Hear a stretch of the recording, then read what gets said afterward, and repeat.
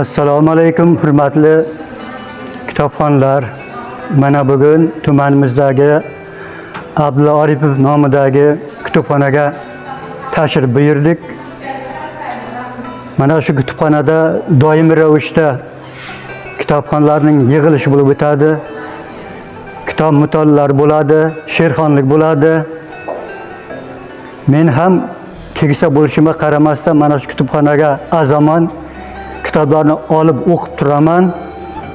5 asr kim nazmi saroyini titratadi zanjibar bir she'r, temir tig'i yetmagan joyni qalam bilan oldi Alisher.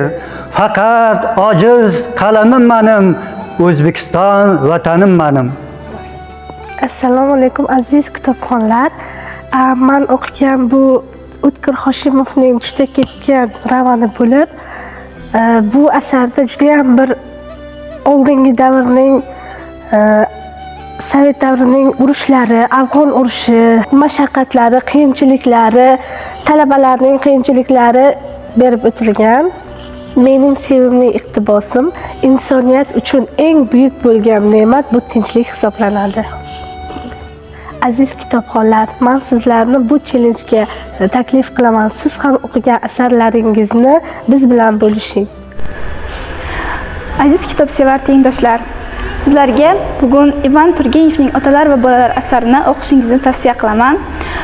To'xtovsiz yangiliklarga intilish kerakligi g'oyasi ilgari surilgan ushbu asarda kattalarga hurmat va kichiklarga izzat ko'rsatish kerakligi aks ettirilgan, rus yoshlarining hayoti ochib berilgan. Ishonamanki, bu sizlarga tarbiyaviy jihatdan yaxshi ta'sir qiladi va mutolaa zavqini bag'ishlaydi. O'tkir Hoshimovning asarlari juda ham ajoyib ekan. Men sizlarga shu kitobni o'qishni tavsiya qilaman.